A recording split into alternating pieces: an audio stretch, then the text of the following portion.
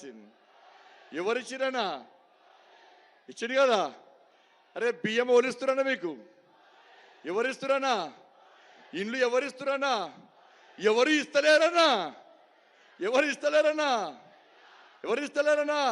అరే కరీంనగర్ కు అభివృద్ధి కోసం 9,000 కోట్ల రూపాయలకు పైగా నిధులు ఇచ్చింది ఎవరన్నా? ఎవరిచ్చిరన్నా? కరీంనగర్ స్మార్ట్ సిటీ ఇచ్చింది ఎవరన్నా? గ్రామాలకు నిధులు ఇచ్చేది ఎవరన్నా? గ్రామీణ సడక్ యోజన ఇచ్చేది ఎవరన్నా? ఆర్ఓబి ఇచ్చింది ఎవరన్నా? నేషనల్ హైవే ఇచ్చింది ఎవరన్నా? ఈ దేశంలో తెలంగాణ రాష్ట్ర అభివృద్ధికి నిధులు ఇచ్చేది ఎవరన్నా? అటువంటి మహానుభావుడు మన గడ్డ మీదకి వచ్చినప్పుడు ఒక్కసారి లేచి కరతాల ధనుతో స్వాగతం పలకనా లేదా? భారత్ మాతాకి, భారత్ మాతాకి. నరేంద్ర మోడీ గారి నాయకత్వం, నరేంద్ర మోడీ గారి నాయకత్వం. జై శ్రీరామ్, జై శ్రీరామ్. దయచేసి ఆలోచన, వాస్తవ విషయాలు ఆలోచన. ఇలా కరీంనగర్లో జరుగుతున్న వాస్తవ విషయాలు వచ్చండి. ఇలా పైసలతోనే గెలవాలని కోరుకుంటున్నా. ఏ రోజైతే మీరు పార్లమెంట్ సభ్యునిగా నన్ను గెలిపించారో, భారతీయ జనతా పార్టీ రాష్ట్ర అధ్యక్షుడు చేసిందో, నిరంతరం నిరంతరం మీకోసం కొట్లాడుతున్న వ్యక్తి బండి సంజయ్. ఏ రోజు రెస్ట్ తీసుకోలే, ఏ రోజు నా కుటుంబాన్ని గురించి ఆలోచించలే, ఏ రోజు నా సంపాదన గురించి ఆలోచించలే. చాలా మంది విమర్శలు చేస్తున్నారు. ఈ రోజు ఈ గడ్డ మీకెళ్ళి ప్రమాణం చేసి చెప్తున్నా, నా మీద ఆరోపణ చేసే కాంగ్రెస్ బీఆర్ఎస్ పార్టీ నాయకులారా, నేను సంపాదించినట్లు మీ దగ్గర డాక్యుమెంట్స్ ఉన్నాయని చెప్పారు. నేను ప్రమాణ పూర్వకంగా చెప్తున్నా, ఏ డాక్యుమెంట్ నేను సంపాదించినట్టు తీసుకొస్తే నా ఆస్తి మొత్తం ఈ కరీంనగర్ అసెంబ్లీ నియోజకవర్గానికి రాసిస్తా అని చెప్పి నేను మీ అందరి ముందు ప్రమాణ పూర్వకంగా చెప్తున్నా. డబ్బు సంపాదన ఉంటే బండి సంజయ్ రెండు సార్లు జైలు కూడా. ఆ మహానుభావుడు ఆశీర్వాదంతో ఏ రోజు నాకు కష్టం వచ్చినా, ఏ రోజు నాకు ఇబ్బంది వచ్చినా, నా నరేంద్ర మోడీ గారు, నా అమిత్ షా గారు, జేపీ నడ్డా గారు నాకు ఫోన్ చేసి, ఏ బండి సంజయ్ నీ వెనుక మేమున్నాం, కొట్లాడు, కేసీఆర్ సంగతి ఏందో చూడు, తెలంగాణ రాష్ట్ర ప్రజలను ఆదుకొని చెప్పి నా నరేంద్ర మోడీ గారు ప్రోత్సహించిరన్న, భుజం తట్టి ప్రోత్సహించిందన్న. ఎవరన్నా ఇలా కొట్లాడింది? గంగుల కమలాకర్ కొట్లాడింది అన్న ఏ రోజన్నా? కాంగ్రెస్ పార్టీ అభ్యర్థి మీకు ఎవరికైనా తెలుసా అన్న? వాళ్ళ అఫిడవిట్ చూడండి. ఒకరి మీద చీటింగ్ కేసులు, ల్యాండ్ గ్రాబింగ్ కేసులు, ఇంకొకరి మీద అక్రమంగా ఆస్తులు సంపాదించిన కేసులు. కానీ నా మీద ఉన్న 74 కేసులు మీకోసం, తెలంగాణ ప్రజల కోసం కొట్లాడిన కేసులన్నా. మీకోసం ప్రాణ త్యాగానికైనా సిద్ధపడ వ్యక్తి అన్నా. ఇలా 3 అభ్యర్థులను బేరీజు వేసుకోండి. ఎవరు మీకోసం పనిచేసారు, ఎవరు ఈ ప్రజల కోసం పనిచేసారు, ఎవరు సొంత ప్రయోజనాల కోసం పనిచేసారు, ఎవరు ఆస్తి పాస్తులు సంపాదన కోసం పనిచేసారు, ఎవరు మీ అభివృద్ధి కోసం పనిచేసారు, ఎవరు నిరంతరం కష్టార్జితంతో ఇలా తెలంగాణ రాష్ట్రంలో ఇటువంటి వాతావరణాన్ని తయారు చేసారో ఒక్కసారి కరీంనగర్ ప్రజలు ఆలోచించండి. మీకోసం కష్టపడ్డ నా కార్యకర్తలు ఒక్కసారి చూడండి. మీకోసం కష్టపడ్డ కార్యకర్తల మీద రౌడీ షీట్స్ ఓపెన్ చేసిర్రు, కమ్యూనల్ షీట్స్ ఓపెన్ చేసిర్రు అలా. కానీ ఏ రోజు నా కార్యకర్తలు మీకోసం కష్టపడ తప్ప ఏ రోజు కూడా వెనుకడుగు వెళ్ళన్నా. అరే తెలంగాణ రాష్ట్రాన్ని అప్పుల పాలు చేసిందన్న కేసీఆర్. బీఆర్ఎస్ పార్టీ వస్తే మళ్ళా 5 లక్షల కోట్ల అప్పు తేవాలి. కాంగ్రెస్ పార్టీ వస్తే మళ్ళా 5 లక్షల కోట్ల అప్పు తేవాలి. ఫస్ట్ నాడ జీతాలు చెప్పలేదు. ఆర్టీసీ కార్మికులను నిర్వీర్యం చేసిన వల్ల, 317 జియో పడుతున్న ఉద్యోగస్తులను, ఉపాధ్యాయులను మోసం చేసిన వల్ల, డబుల్ బెడ్రూమ్ పేరుతో మోసం చేసిన వల్ల, బీసీలను మోసం చేసిండు, ఎస్సీ ఎస్టీలను మోసం చేసిండు, అగ్రవర్ణాల పేదలను మోసం చేసిండు. జీతాలు ఇచ్చే పరిస్థితి లేని కేసీఆర్ తెలంగాణ రాష్ట్రంలో అధికారంలోకి వస్తే ఎక్కడి నుంచి పైసలు తీసుకొస్తావో ఒక్కసారి చెప్పాలి. కర్ణాటకలో కాంగ్రెస్ పార్టీ ప్రామిస్ ఇచ్చి ఏ విధంగా కర్ణాటక ప్రజలను మోసం చేసిందో ఒక్కసారి ఉంచండి. తెలంగాణ సమాజం ఆలోచించాలి. 5 లక్షల కోట్లు అప్పు చేస్తే కేంద్రంలో నరేంద్ర మోడీ గారి ప్రభుత్వం ఉంది కాబట్టి ఈ రోజు అక్కడ డబుల్ ఇంజన్ సర్కారు వస్తేనే మీకు న్యాయం జరుగుతుంది, తెలంగాణ రాష్ట్రం అభివృద్ధి చెందుతుందన్న విషయాన్ని ఒక్కసారి తెలంగాణ సమాజం గుర్తుంచుకోవాలి. మొన్న హైదరాబాద్కి వచ్చి మంద కృష్ణ మాదిగ అన్న 30 సంవత్సరాలు పోరాటం చేసింది తెలంగాణ ఉమ్మడి ఆంధ్రప్రదేశ్లో. పేదలకు న్యాయం జరగాలి, ఎస్సీ వర్గీకరణ జరగాలని చెప్పి యుద్ధం చేస్తే అనేక మంది బలిదానం అయిపోయారు. వాళ్ళ ఎంఆర్పిఎస్ కార్యకర్తలు చాలా మంది అనారోగ్యంతో మరణించిన వాళ్ళ చిరకాల కోరిక తీర్చడానికి కాంగ్రెస్ పార్టీ ముందుకు రాలే, బీఆర్ఎస్ పార్టీ ముందుకు రాలే. పేదల పెన్నిధి కాబట్టి, పేదల మనసు తెలుసు కాబట్టి, పేదల కష్టాలు తెలుసు కాబట్టి మన నరేంద్ర మోడీ గారు, మన ప్రియతమ నేత హైదరాబాద్ గడ్డకొచ్చి ఎస్సీ వర్గీకరణకు అనుకూలంగా మాట్లాడిన విషయాన్ని మాదిగా సమాజం గుర్తుంచుకోవాలి. ఇలా కులాల పేరుతోని, వర్గాల పేరుతోని, వర్ణాల పేరుతోని సమాజాన్ని చీల్చే ప్రయత్నం చేయకండి. ఇద్దరు అభ్యర్థులు అరే ఎన్నికల ముందు టోపీలు పెట్టుకొని నమాజ్ పోతారు, ఎన్నికల తర్వాత మసీదు జాగలనే కబ్జా చేస్తారనే విషయాన్ని గుర్తుంచుకోండి.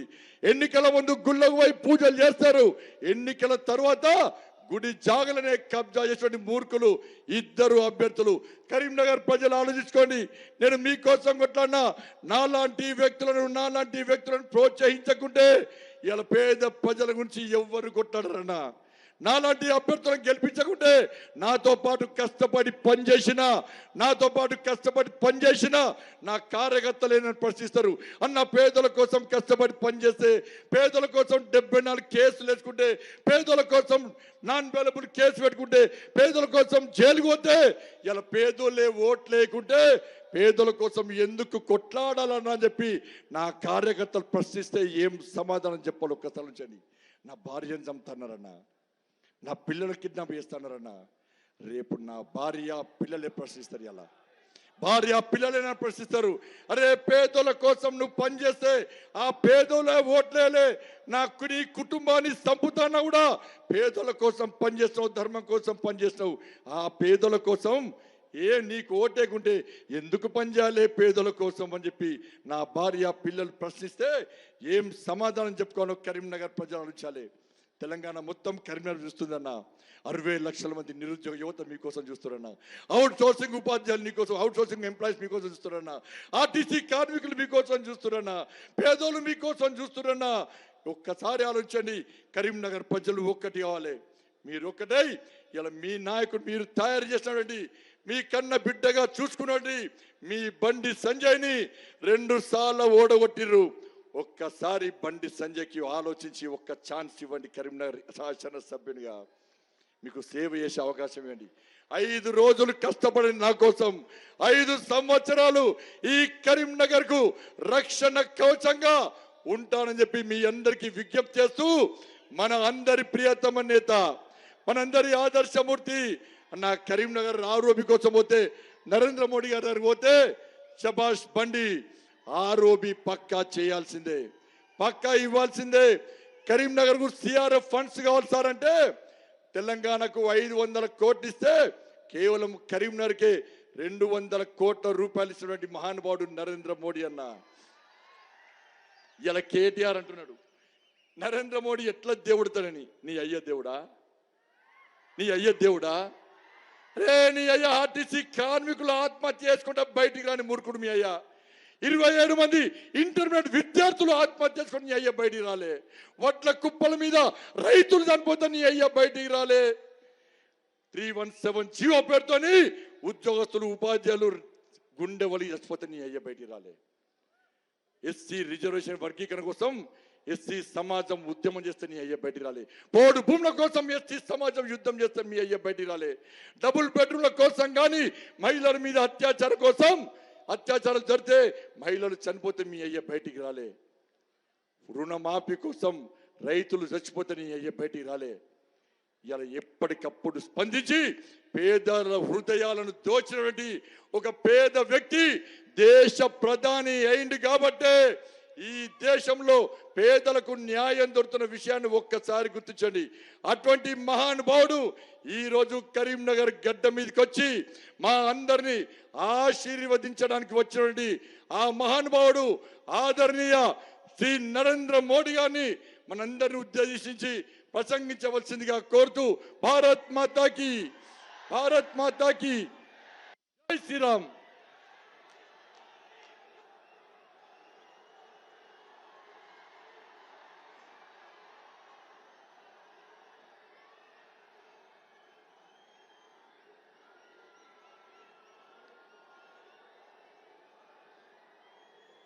भारत माता की, भारत माता की, भारत माता की, भगवान श्री राजन्ना की, भगवान श्री राजन्ना की. ना तेलंगाना कुटुंब సభ్యులందరికీ శుభాభినందనలు. 7 वाहनों, काकतियों और मौर्य नरेशों की कर्मभूमि इस धरती को मैं श्रद्धापूर्वक नमन करता हूं. हिंदी चलेगा ना? और अभी संजय का सुपरफास्ट चल रहा था और आप लोग भी संजय के सुपरफास्ट में डूबे हुए थे. आज जब मैं दुनिया को ये बताता हूं कि भारत लोकतंत्र की जननी है, और जब मैं ये बात बताता हूं तो सबूत देता हूं, और उसके सबूत यहां करीमनगर में मिलते हैं. प्राचीन काल में करीमनगर भी भारत के 16 महाजनपदों में से एक अस्माका का हिस्सा था. ऐसी ऐतिहासिक भूमि से तेलंगाना के उज्जवल भविष्य का एक बहुत बड़ा विश्वास मैं मेरे सामने देख रहा हूं. ये पंडाल छोटा पड़ गया है. इतनी तादाद में आप सब आकर के हम सबको आशीर्वाद दे रहे हैं. मैं आपका हृदय से आभार व्यक्त करता हूं. प्यारे भाइयों बहनों, करीमनगर ने हुजूराबाद उपचुनाव में फार्म हाउस सीएम केसीआर को सत्ता से बाहर करने का ट्रेलर दिखा दिया था.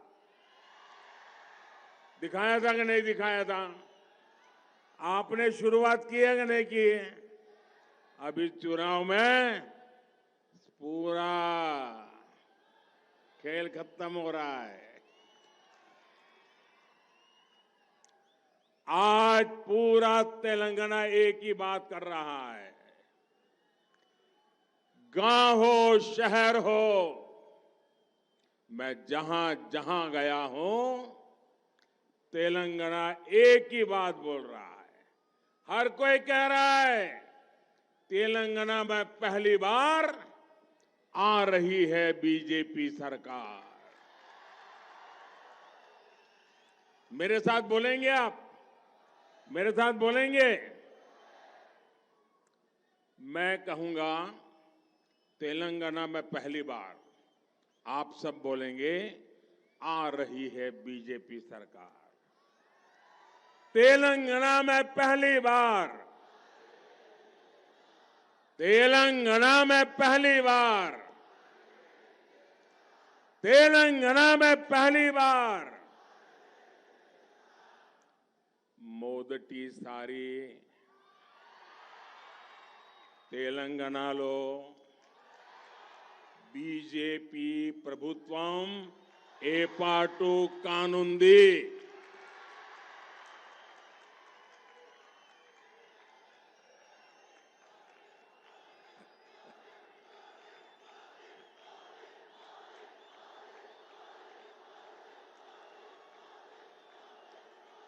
और बीजेपी ने आपसे वायदा किया है, बीजेपी सरकार में पहला सीएम बीसी समाज से ही होगा.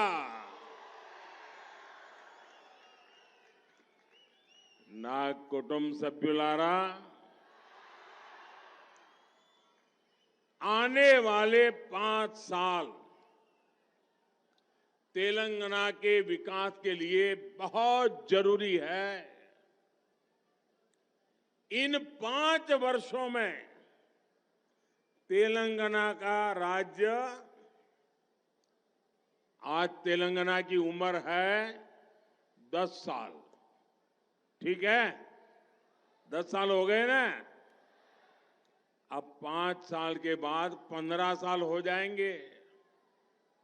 अब घर में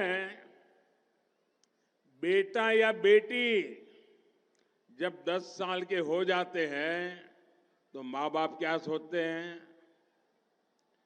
भाई अब उसके दोस्त अच्छे हो, उसकी स्कूल अच्छी हो, उसके टीचर अच्छे हो, उसकी पढ़ाई लिखाई अच्छी हो, उसका बातचीत करने का तरीका अच्छा हो. ये सब करते हैं कि नहीं करते हैं? और डगर डगर पे मां बच्चों को बताती है कि देख भाई, अब तू 10 साल का हो गया, 11 साल का हो गया, 13 साल का हो गया, अब जरा कुछ जीवन के लिए, अच्छी पढ़ाई के लिए तैयारी करो, यहीं से जीवन शुरू होने वाला है. कहते हैं कि नहीं कहते हैं? हर परिवार में बेटा या बेटी 10 साल के हो जाएं तो 5 साल मां बाप बड़े महत्वपूर्ण मानते हैं. वैसे ही तेलंगाना के 10 साल हो रहे हैं और इसलिए ये 10 से 15 साल का जो समय है ना, ये बहुत ही महत्वपूर्ण है. ये 5 साल तय करेंगे कि तेलंगाना हिंदुस्तान में नंबर 1 कैसे बनेगा. और इसलिए भाइयों बहनों, ये ऐसी उम्र है तेलंगाना की कि अब हम कोई प्रयोग नहीं कर सकते, कोई गलती नहीं कर सकते. हम तेलंगाना को उसके नसीब पर नहीं छोड़ सकते. अब तो हमें हमारे सपनों का तेलंगाना बना के रहना है. और इसके लिए तेलंगाना को बीजेपी सरकार की बहुत जरूरत है. साथियों, बीजेपी सरकार के लिए सबसे बड़ी प्राथमिकता देश का विकास है, देश के हर राज्य का विकास है. आज जब लोग कहते हैं कि राष्ट्रहित में वोट दिया, अगर किसी को पूछा, ये टीवी वाले वोट देने के बाद लोगों को पूछते हैं किसको वोट दिया, पूछते हैं ना. ये तेलंगाना में भी लोग चल पड़ेंगे 30 तारीख को. और लोग जब कहते हैं, कुछ लोग हैं बताते नहीं है, इतना ही कहते मैंने तो राष्ट्रहित में वोट दिया. जैसे ही वो कहता है राष्ट्रहित में वोट दिया, तो पत्रकार भी समझ जाता है ये बीजेपी वाला लगता है. आज जब लोग कहते हैं कि विकास के लिए वोट दिया, तो सुनने वाले समझ जाते हैं कि बीजेपी को वोट दिया है. आज जब कोई कहता है कि देश का गौरव बढ़ाने के लिए वोट दिया, तो सामान्य मानवी भी समझ जाता है कि तो बीजेपी को वोट देकर के आया है. जब जनहित की बात होती है, गरीब कल्याण की गारंटी की बात होती है, तब भी एक ही नाम सामने आता है, बीजेपी। बीजेपी। बीजेपी पर यही विश्वास आज तेलंगाना के भी कोने कोने में दिखाई दे रहा है। मैं जहां गया हूं, मैं परिवर्तन की हवा देख रहा हूं, मैं लोगों का मिजाज देख रहा हूं। अब यहां बदलाव निश्चित है। लोगों ने यह भी तय किया है, बीआरएस को भगाएंगे, कांग्रेस को आने नहीं देंगे। ना कुटुंब सभ्युलारा, बीजेपी से अलग कांग्रेस और केसीआर ने आपको धोखा देने का कोई मौका छोड़ा नहीं है। जब कोई भ्रष्टाचार का नाम लेता है, परिवारवाद का नाम लेता है, तुष्टीकरण का नाम लेता है, तो तुरंत आपको कौन दिखाई देता है? बीआरएस दिखती है, या तो कांग्रेस दिखती है, या तो दोनों दिखते हैं। कांग्रेस के विधायकों की तो कोई गारंटी नहीं है, क्योंकि ये कब बीआरएस में चले जाएं, इसका कोई ठिकाना नहीं। सारा बिकाऊ माल बाजार में है।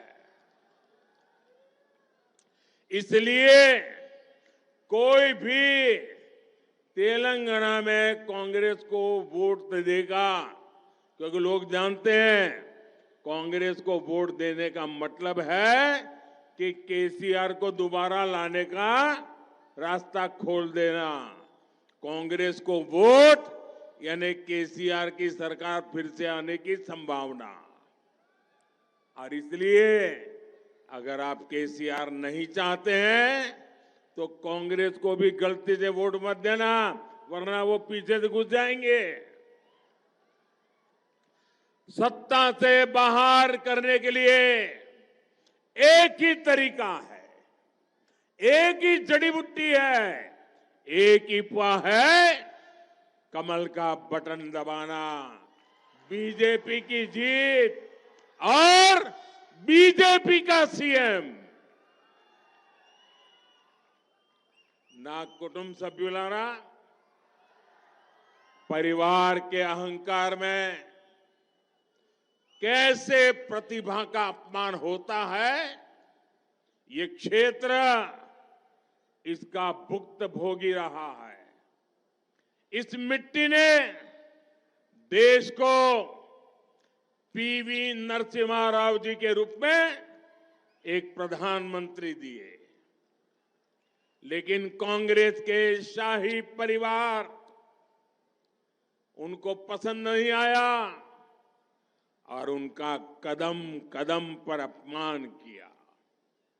यही नहीं, राव साहब के निधन के बाद भी सरेआम कांग्रेस के शाही परिवार ने नरसिम्हा राव जी का अपमान करने का एक भी मौका जाने नहीं दिया। ये परिवारवादी सिर्फ और सिर्फ अपने ही बच्चों की सोचते हैं, आपके बच्चों की उनको चिंता नहीं है।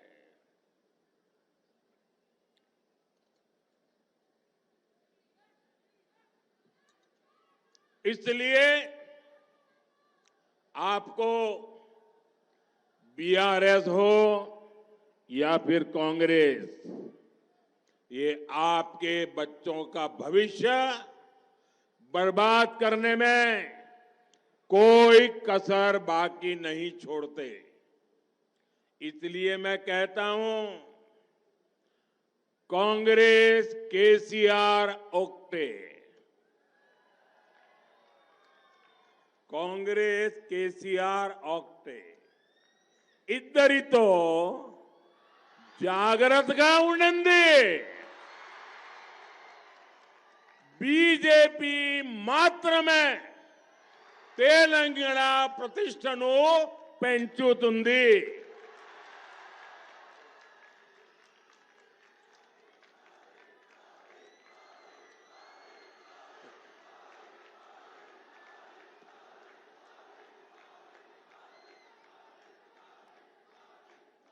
నా కుటుంబ సభ్యులారా,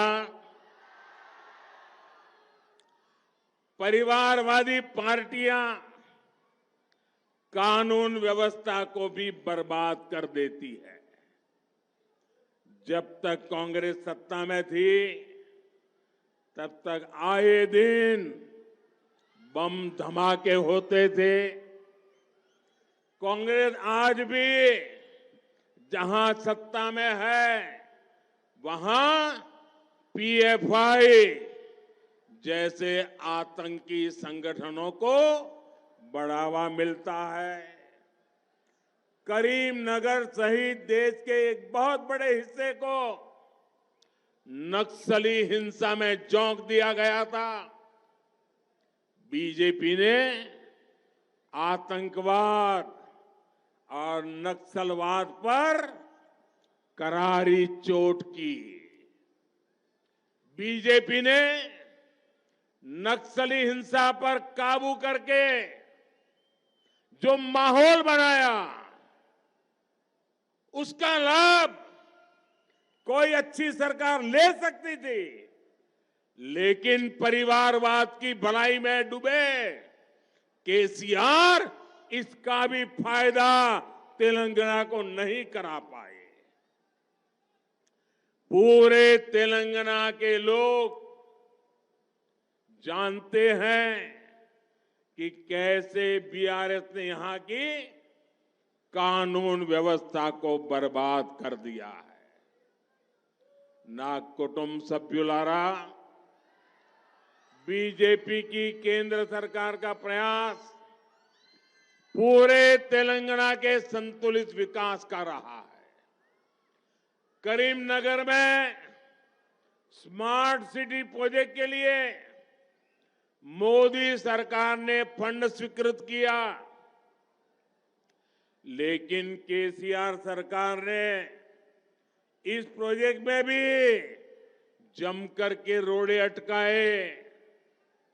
केसीआर करीमनगर को लंदन बनाने के झूठे वादे करते हैं, याद है ना? और बीजेपी करीमनगर को विकास की नई ऊंचाई पर ले जाएगी. यहां का जो प्राचीन गौरव है उसको फिर से स्थापित करेगी. ना कुटुंब सभ्युलारा, ये क्षेत्र धान का कटोरा कहा जाता है, लेकिन केसीआर ने किसानों को पानी देने के नाम पर भी करोड़ों का भ्रष्टाचार किया. कालेश्वरम प्रोजेक्ट के साथ क्या क्या हुआ ये आज सिर्फ तेलंगाना नहीं पूरा देश जानता है. जिस बीआरएस ने आपके पानी को लूटा है उसे सजा मिलनी चाहिए कि नहीं मिलनी चाहिए? उसे सजा मिलनी चाहिए कि नहीं मिलनी चाहिए? पूरी ताकत से बताइए, सजा मिलनी चाहिए कि नहीं मिलनी चाहिए? उसकी विदाई होनी चाहिए कि नहीं होनी चाहिए?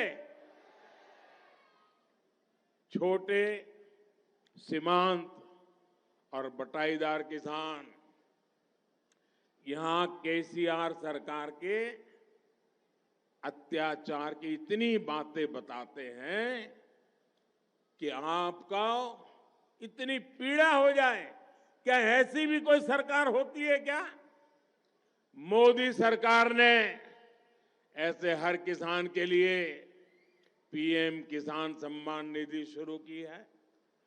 बीजेपी सरकार यहां के किसानों से बॉइल्ड राइस भी खरीदेगी और पैडी के भी बेहतर दाम देगी. गोदावरी नदी में नए बांधों और बैराजों के निर्माण का जो रोड मैप बीजेपी ने रखा है, वो भी आपके उज्जवल भविष्य की गारंटी है। ना कुटुंब सभ्युलारा, करीमनगर को फिलिग्री आर्ट के लिए जाना जाता है। फिलिग्री आर्ट के लिए जाना जाता है। और मैंने मन की बात में इसकी चर्चा भी की थी।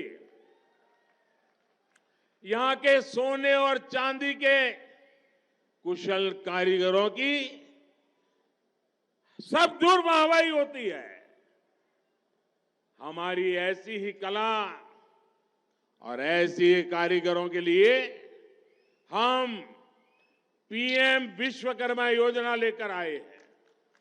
इसके तहत जो हमारे फिलिग्री आर्ट के कारीगर हैं, उनको आधुनिक ट्रेनिंग भी मिलेगी, आधुनिक औजार, आधुनिक टूल्स भी मिलेंगे और अपने बिजनेस को बढ़ाने के लिए लाखों रुपयों का बिना गारंटी ऋण भी मिलेगा। बीजेपी करीमनगर को सिल्वर सिटी के रूप में पूरी दुनिया में गौरव दिलाने के लिए ईमानदारी से काम करेगी। यहां करीमनगर के में बुनकर समुदाय के हितों को भी बीजेपी सरकार सर्वोच्च प्राथमिकता देगी। और जब मैं वोकल फॉर लोकल की बात करता हूं, तो मैं करीमनगर के कारीगरों की भलाई के लिए कहता हूं। ना कुटुंब सभ्युलारा, तेलंगाना को न बीआरएस की सरकार चाहिए, न कांग्रेस की सरकार चाहिए।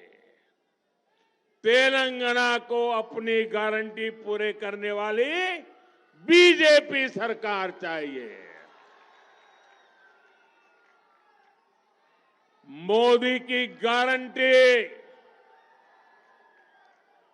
मोदी की गारंटी सबको मुफ्त राशन देने की है। मोदी की गारंटी मुफ्त इलाज और सबको सस्ती दवाई देने की है। मोदी की गारंटी हर किसान को मदद और सिंचाई की सुविधा देने की है। मोदी की गारंटी करप्शन, परिवारवाद और तुष्टीकरण से मुक्ति की है। मोदी के लिए गरीबों का कल्याण सर्वोपरि है। एक तरफ फार्म हाउस सीएम केसीआर है और दूसरी तरफ आपका सेवक मोदी है। ये आपके केसीआर को इतने अंधविश्वासी है, किसी ने उनके कान में डाल दिया कि अगर मोदी की परछाई तुम पर पड़ेगी, अगर कहीं पर भी मोदी की परछाई भी तुम पर पड़ेगी, तो तुम्हारे सारे सपने चूर चूर हो जाएंगे। उस दिन से ये ऐसे अंधविश्वासी व्यक्ति, उस दिन से वो मेरे से 50 फुट दूर रहते हैं। न एयरपोर्ट लेने आते हैं, न मीटिंग में आते हैं। किसी ने सुन के दिमाग में भर दिया है कि मोदी का शैडो, मोदी की परछाई अगर केसीआर पर पड़ गई तो उनके सारे सपने चूर चूर हो जाएंगे। ऐसे अंधविश्वासी लोग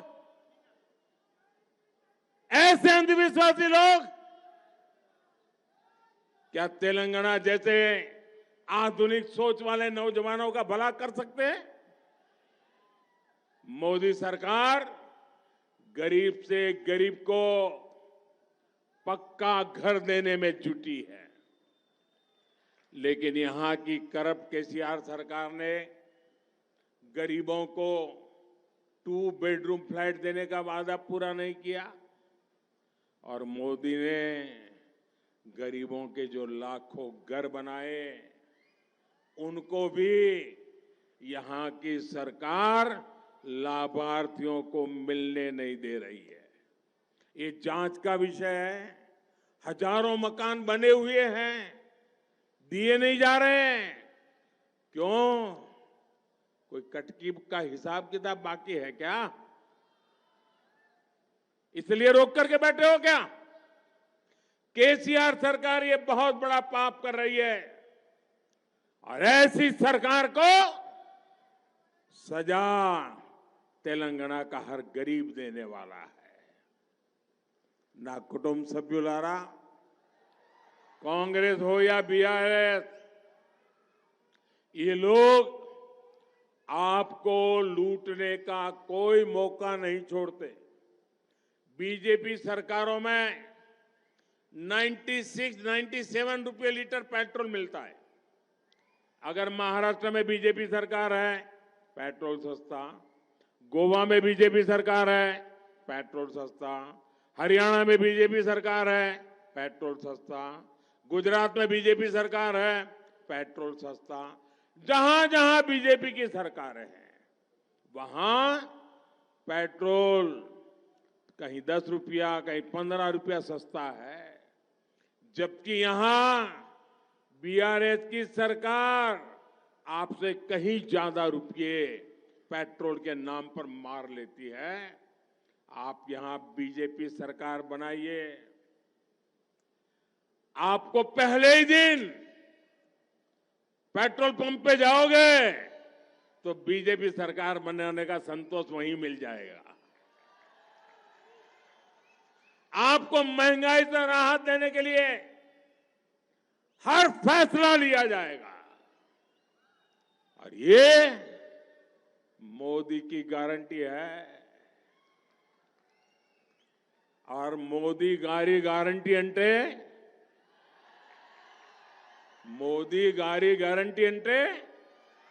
గ్యారంటీగా పూర్తి అయ్యే గ్యారంటీ।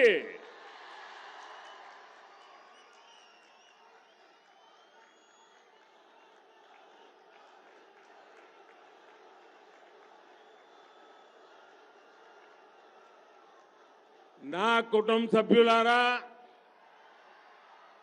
सामाजिक न्याय बीजेपी की प्राथमिकता है। सामाजिक न्यायम बीजेपी तोने साध्यम। इसलिए तेलंगाना को पहला बीसी समाज का सीएम देने का, इसके लिए आपको वोट डालना है। मादिगा समुदाय को उनका हक मिले, इसके लिए वोट डालना है। एसटी समाज को सुरक्षा और सम्मान मिले, इसके लिए वोट डालना है। केसीआर ने तेलंगाना के लोगों को विश्वासघात दिया, गरीबी दी, मुश्किलें दी। क्या तेलंगाना का निर्माण केसीआर के परिवार को पालने के लिए हुआ था? क्या आप लोगों ने तेलंगाना इसलिए बनाया था कि केसीआर अपने नाते रिश्तेदारों को भ्रष्टाचार की खुली छूट दे सके? केसीआर ने बोला था, क्या क्या बातें की थी? केसीआर ने बोला था आपको देंगे निल्लो, निधुलो, नियमाकालो, पर आपको दिया क्या? उसने क्या दिया? कन्नीलो, मोसालो, निरुद्योगुलो। और इसलिए मेरे साथ बोलेंगे? मैं बोलूंगा, फिर आपको बोलना है बीजेपी फॉर तेलंगाना। क्या बोलना है? जरा हाथ ऊपर करके पूरी ताकत से बोलिए, क्या बोलना है? प्रतीकोना ओक्टेगाना, बीजेपी फॉर तेलंगाना। आपको क्या बोलना है? प्रति कोना उगते गाना, प्रति कोना उगते काना, प्रति कोने उगते गाना। साथियों, तेलंगाना में बीआरएस की नाव डूबने वाली है और बीआरएस को भी ये एहसास हो चुका है कि 3 दिसंबर को उसका टिकट कट जाएगा। और देखिए, ये देखकर केसीआर के परिवार के लोगों ने भी, उसमें भी घर में बिखराव शुरू हो गया है। अपनी हार सामने देख केसीआर एक तरफ पूरी ताकत लगा रहे हैं कि जनता का आक्रोश थोड़ा ठंडा हो जाए, वहीं दूसरी तरफ केसीआर के रिश्तेदार अब बीआरएस को ही कोस रहे हैं। 3 दिसंबर के बाद तो ये लड़ाई और तेज होने वाली है।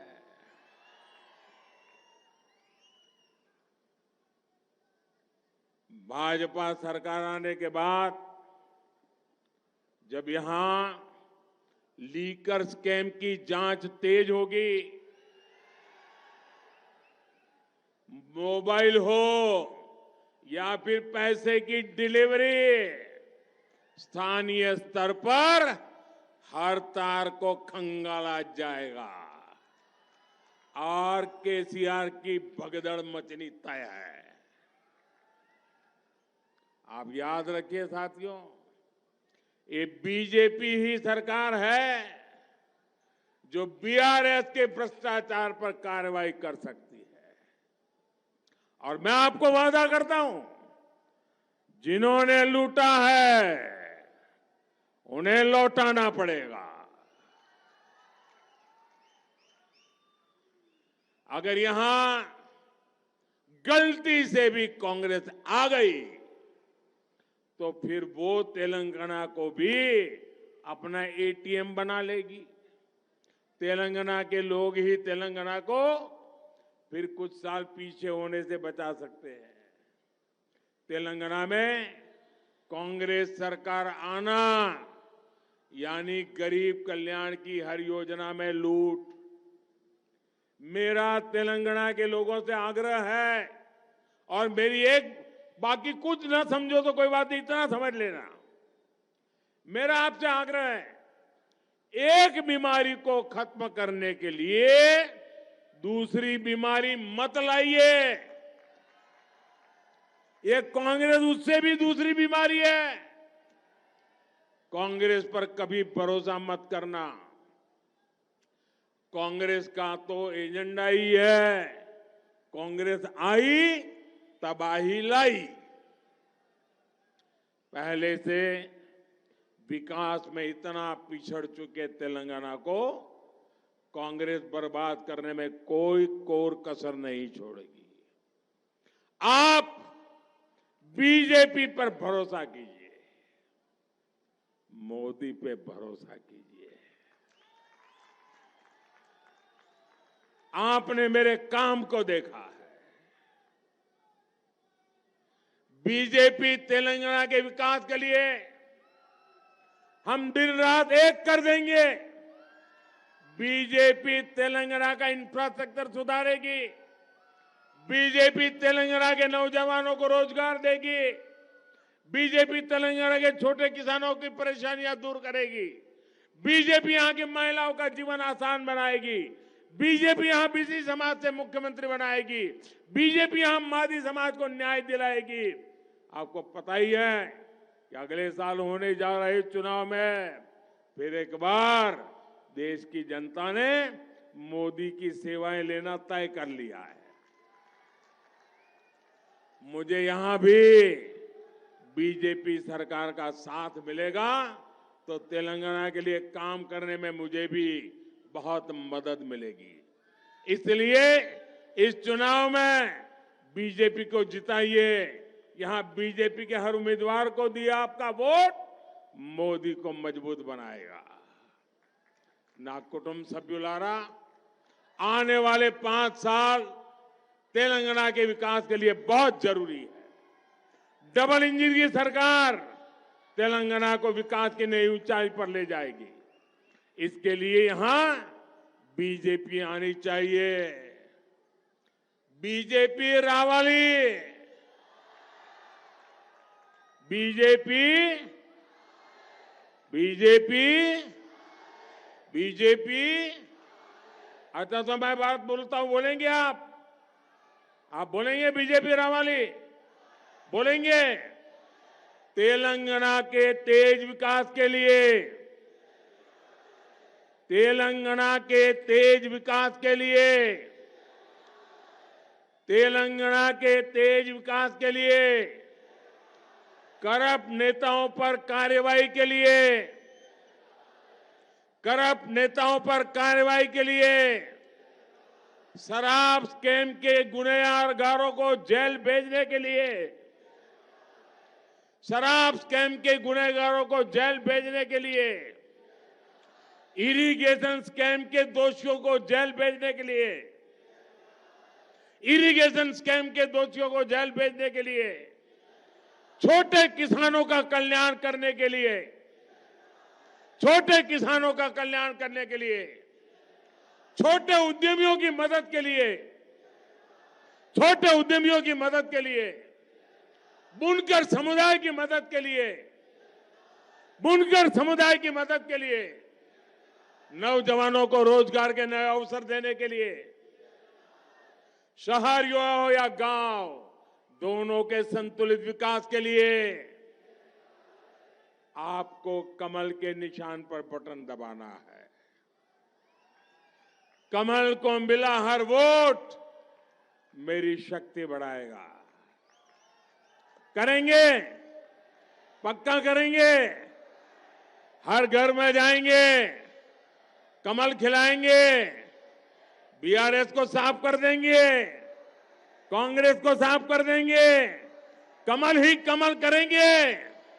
अच्छा मेरा एक काम करेंगे। अब इसमें तो बड़ा जुस्सा था, मेरा काम बोल रहा हूं तो ठंडे पड़ गए। मेरा पर्सनल काम करेंगे, ऐसा नहीं, दोनों हाथ बना करके विश्वास से बताइए, मेरा पर्सनल काम करेंगे। ये चुनावी काम नहीं है, मेरा पर्सनल काम है, करेंगे, पक्का करेंगे। तो एक काम करना, परिवारों में जाना, घर घर जाना और सबको कहना कि अपने मोदी जी करीमनगर आए थे, अपने मोदी जी करीमनगर आए थे और उन्होंने आपको नमस्कार भेजा है। इतना कर देंगे, घर घर मेरा नमस्कार पहुंचा देंगे, हर परिवार में प्रणाम पहुंचा देंगे। जरा हाँ बोले तो पता चलेगा, पहुंचा देंगे। हर परिवार में जाके कहेंगे करीमनगर मोदी जी आए थे, आपको प्रणाम कहा, इतना कर देंगे। जब आप हर परिवार को कहेंगे ना कि मोदी जी ने करीमनगर आकर के प्रणाम भेजा है, तो वो मन से मुझे आशीर्वाद देंगे। और जब हर परिवार से आशीर्वाद मिलेगा तो मेरी ऊर्जा अनेक गुना बढ़ जाएगी। जब परिवार से मुझे विश्वास मिल जाता है तो मुझे आपके लिए काम करने की, दौड़ने की ताकत बढ़ जाती है। और इसलिए घर घर जाना, मेरे प्रणाम पहुंचाना। बोलिए भारत माता की, भारत माता की, भारत माता की। बहुत बहुत धन्यवाद।